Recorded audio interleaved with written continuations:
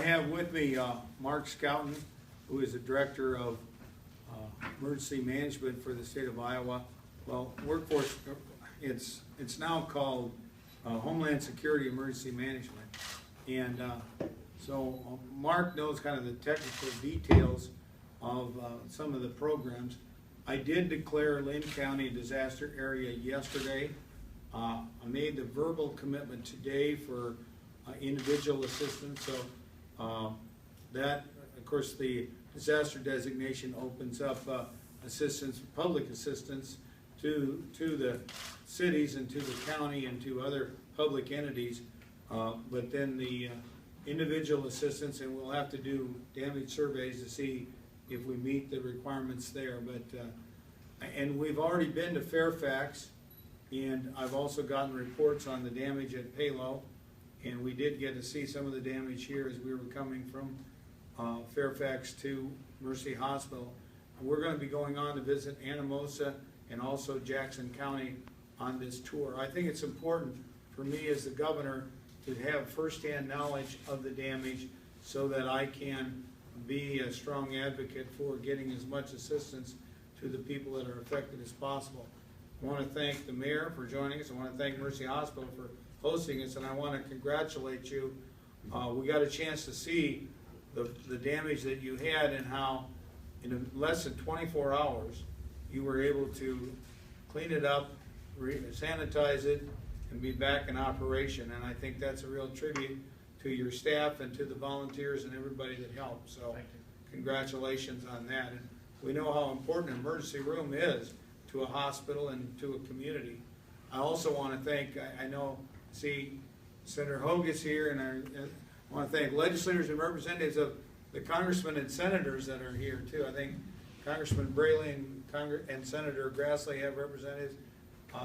Is there a representative of, I don't want to leave anybody out, but I do want to thank, I mean, we've had great bipartisan cooperation when we've had to deal with these disaster situations, and I think that's really important.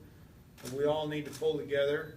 I just got a chance to visit with a sister, reminded me that she was one of the volunteer award winners last time I was in town here.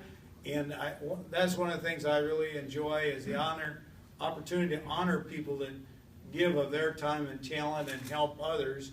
And we have a lot of wonderful volunteers in this state, and I know that the city of Cedar Rapids is blessed with a lot of caring people that have really pitched in and helped in 2008 when you had the terrible flooding, and then again with this. And we know you've been hit. And in fact, we even seen the actually national television reports about the situation here last night at the ballpark, where you had some employees that were injured while they were trying to put a tarp on the field. And then I know you have also, we had a death at Fairfax with a building that collapsed, and there was a young man that died here in Cedar Rapids, and another one that's missing. One miraculously survived. So these are very serious situations, and especially when there's the loss of life. And so we are very concerned and want to do all that we can to help. Mark, I don't know if there's anything you'd like to add. I could add, as the governor indicated, he has declared 9 counties as disaster designated counties. That begins a process of giving them state assistance in respect to Lynn County here. The governor also declared them eligible for individual assistance. That allows those with income levels up to 150% of the federal poverty level to make claims for assistance to help get their homes back in shape for uninsured losses. What happens next throughout this region is we're still waiting for the response and the recovery to be completed. We're heading up to Anamosa, where there were significant difficulties there over the last couple of days. Once those matters are cleaned up, we'll have assessment teams here in eastern Iowa to make a determination of how large the damages are. We'll work with FEMA on that examination, and if the damages equal or exceed excuse me, a state threshold of approximately 4.2 million, I trust the governor will make a request for a presidential disaster designation. We have no accurate estimations at this time what those damages are going to be, but from the air, from what we hear, talking with you and other emergency managers throughout eastern Iowa and central Iowa, those damages have been significant.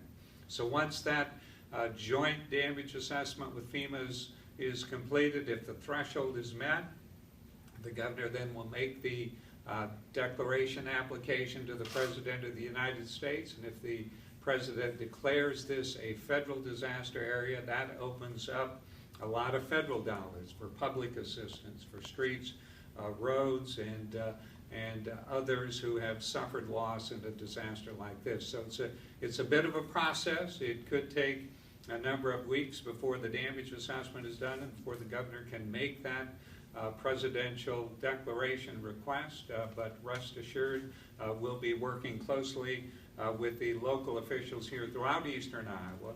And as I indicated, 2 of our people are on the ground already doing the very preliminary work. So we'll try to get that assessment completed and the application or the declaration request to the President as soon as we can. Thank you. Mark, thank you. Are there questions?